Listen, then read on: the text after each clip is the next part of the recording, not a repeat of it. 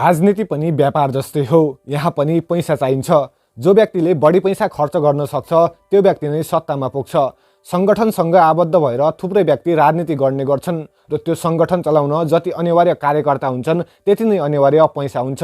नेपालको हरेक राजनीतिक दल चलाउन पैसा आवश्यक पर्छ र त्यो पैसाले नै हो त्यो पार्टी चुनावमा उत्रिने। सो त आजको यस भिडियोमा हामी त्यही विषयमा केन्द्रित रहेर नेपालको 5 धनी राजनीतिक पार्टीको बारेमा चर्चा गर्नेछौँ।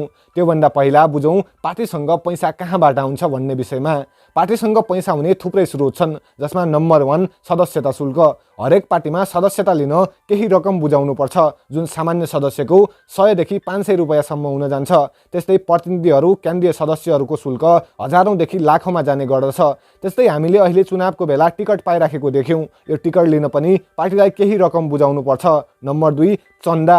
पार्टीले पैसा कमाउने दोस्रो स्रोत हो चन्दा। यो चन्दा पार्टीलाई पार्टीभित्रकै आबद्ध मान्छेले पनि दिन सक्छन् अथवा पार्टी बाहिरका मान्छेले पनि। यो पैसा हजारौंदेखि लाखौंसम्म हुने गर्छ, कुनै कुनै समय त करोडौंसम्म पनि जान्छ। यी थिए पार्टीका मुख्य स्रोत। यसबाहेक केही अन्य स्रोतबाट पनि पैसा कमाउने गर्छन्। अब फेरि फर्क्यौँ आफ्नै टपिकमा, नेपालका 5 धनी पार्टीहरू। Let's start the video. Number 5 राष्ट्रिय प्रजातन्त्र पार्टी राप्रपा।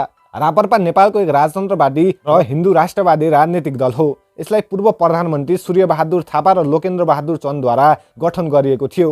राष्ट्रिय पञ्चायत समाप्त पश्चात 2 प्रधानमन्त्रीहरू थापा र चन्दले यसको नेतृत्व 2 पटक गरिसकेका छन्। राष्ट्रिय प्रजातन्त्र पार्टीलाई पञ्चायत कालको सत्तारूढ गर्दा कुलीन वर्गले 2047 साल जेठ 15 गते गठन गरेका थिए। 2048 मा पार्टीमा आबद्ध प्राविधिक मतभेदका कारण यो विभाजित हुन पुगेको थियो र 2 पार्टी एकै नाम, विचारधारा र संविधानको साथ अस्तित्वमा आएका थिए। सूर्यबहादुर थापाको नेतृत्व र अर्को नेता लोकेन्द्र बहादुर चन्दको नेतृत्वमा 2 दल आम निर्वाचन 2048 मा सहभागी भएका थिए। दुवै दलले अपेक्षा अनुसार प्रदर्शन गर्न नसक्दा थापाको पार्टीले 1 सिट जितेको थियो, जहाँ चन्दको पक्ष र 3 सिट जितेको थियो। चुनाव पश्चात दुवै दलले एकीकरणको घोषणा गरेका थिए। पार्टीले पहिलो महाधिवेशन 2048 सालमा काठमाडौँमा सम्पन्न गरेको थियो र सर्वसम्मतले सूर्यबहादुर थापालाई यसको अध्यक्षमा चुनिएका थिए भने अहिलेको पार्टी अध्यक्ष राजेन्द्र लिङदेन हुन्। यो पार्टीको प्रमुख कार्यालय चारुमती विहार चाबेलिल काठमाडौँमा रहेको छ। यो पार्टीसँग कति पैसा छ भन्ने विषयमा हामी अन्तिममा चर्चा गर्नेछौँ। त्योभन्दा पहिला अन्य पार्टीको बारेमा जानौँ। नम्बर 4 राष्ट्रिय स्वतन्त्र पार्टी रासोपा।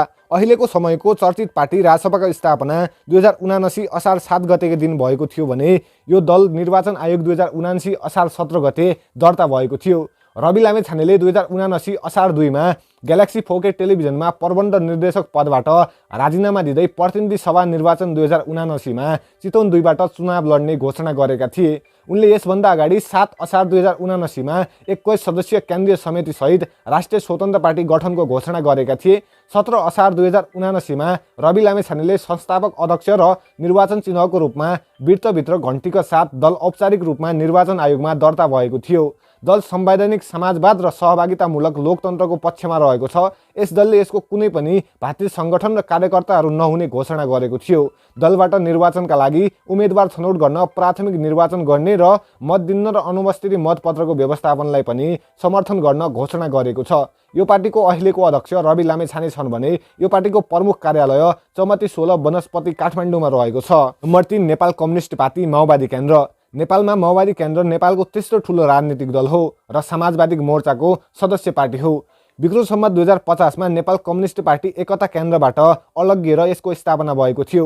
पार्टीले विक्रम सम्वत 2052 मा नेपाल सरकार विरुद्ध सशस्त्र सङ्घर्ष सुरु गरेको थियो।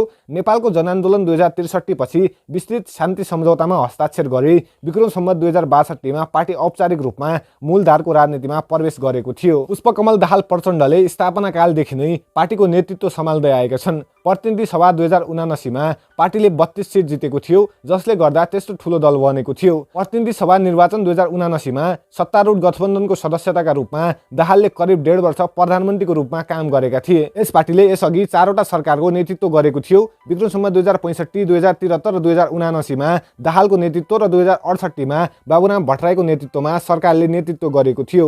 नेपाल कम्युनिस्ट पार्टी एकता केन्द्रको नामबाट विक्रम सम्वत 2050 मा स्थापना भएको यस पार्टीको नाम विक्रम सम्वत 2052 मा नेपाल कम्युनिस्ट पार्टी माओवादी केन्द्र राखिएको थियो। नेपाल कम्युनिस्ट पार्टी एकता केन्द्र मसाल र यसको चुनावी चिन्ह मोर्चा जनमोर्चा नेपाल 2064 सालमा पार्टीमा विलय भएपछि एकीकृत पार्टीको नाम एकीकृत नेपाल कम्युनिस्ट पार्टी माओवादी रहन पुगेको थियो। विक्रम सम्वत 2073 मा विभिन्न समूहबीच पार्टी एकता भएपछि पार्टी अहिलेको अवस्थामा पुगेको थियो। नम्बर 2 नेपाल कम्युनिस्ट पार्टी एकीकृत मार्क्सवाद लेनदेन वा नेकपा एमाले। यो पार्टीको स्थापना नेकपा माले र नेकपा मार्क्सवाद बीच एकीकरण भई 2047 पुस 22 गते स्थापना भएको थियो। नेपालको सबैभन्दा ठूलो विपक्षी राजनीतिक दल हो। झन्डै 6 लाख सदस्य रहेको यो नेपालको दोस्रो ठूलो दल हो। नेकपा एमाले 6 वटा सरकारको नेतृत्व गरिसकेको छ, जसमा मनमोहन अधिकारीले 1 पटक, केपी शर्मा ओलीले 3 पटक, माधव कुमार नेपालले 1 पटक र झलनाथ खनालले 1 पटक नेतृत्व गरेका थिए। 2078 भदौमा पूर्व प्रधानमन्त्री माधव कुमार नेपालको अध्यक्षतामा केन्द्रीय समिति सदस्य र झलनाथ खनाल लगायतका सांसदले नेकपा एकीकृत समाजवादी नामक नयाँ दल गठन गरेसँगै दल विभाजित बन्न पुगेको थियो। पञ्चायती व्यवस्थापकको विरोध गर्न र बहुदलीय प्रजातन्त्रको पुनर्स्थापना गर्न 2047 मा संयुक्त वाम मोर्चा गठन भएको थियो। उनीहरूले नेपाली काङ्ग्रेससँग संयुक्त आन्दोलनका आयोजना गरेका थिए। फलस्वरूप नेपालको जनआन्दोलन 2047 सफल भएसँगै पञ्चायती व्यवस्था उन्मुख भएको थियो। नम्बर 1 नेपाली काङ्ग्रेस। नेपाली काङ्ग्रेस नेपालको सबैभन्दा ठूलो समाजवादी लोकतान्त्रिक राजनीतिक दल हो।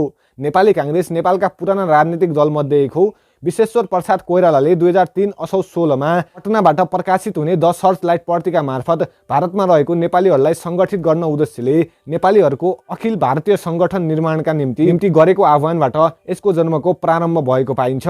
भारतीय स्वतन्त्रता सङ्ग्राम योद्धा समेत रहेका विश्वेश्वर प्रसाद कोइरालाको सक्रियतामा कार्तिक 15 2003 मा बनारसमा बस्ने नेपालीहरूलाई सङ्गठित गरी बाबु सम्मानका पिताजी कृष्ण प्रसाद कोइरालाको समलिन देवी प्रसाद सापकोटाको सभाधिकत्वमा अखिल भारतीय नेपाल राष्ट्रिय काङ्ग्रेस नामक संस्थाको बनारसमा स्थापना भएको थियो। पूर्व निर्धारित कार्यक्रम अनुसार नेपालमा पहिलो आम निर्वाचन 2015 सालमा फागुन 7 गतेबाट प्रारम्भ भएको थियो। त्यसमा नेपाली काङ्ग्रेसले रुख चिन्ह लिएर लडेको थियो। जम्मा 109 सिट मध्ये 74 सिट प्राप्त गरी नेपाली काङ्ग्रेसले शानदार विजय हासिल गरेको थियो। निर्वाचन पश्चात 2016 साल जेठ 13 गते नेपाली काङ्ग्रेसका नेता विश्वेश्वर प्रसाद कोइरालाको प्रधानमन्त्रीत्वमा नेपालका प्रथम जननिर्वाचित सरकारको गठन भएको थियो। त्यस सरकारको उप प्रधानमन्त्रीमा सुवर्ण शमशेर र अन्य वरिष्ठ मन्त्रीहरू गणेश मानसिंह, श्री सूर्य प्रसाद उपाध्याय र रामनारायण मिश्र आदि रहेका थिए। तो यिनै थिए नेपालका 5 ठूला राजनीतिक दलहरू। अब यिनको कमाई र सम्पत्तिको बारेमा चर्चा गरौँ। यी पार्टीले आफ्नो आर्थिक विवरण 2079 मा सार्वजनिक गरेका थिए र आज हामी त्यसलाई आधार मानेर प्रस्तुत गर्नेछौँ। सर्वप्रथम कुरा गरौँ रापरपाको। त्यति बेला रापरपाले 3 करोड 21 लाख आम्दानी गरेको थियो भने अहिलेको चर्चा अनुसार आम्दानी 10 करोडको आसपास पुगिसकेको हुनुपर्छ।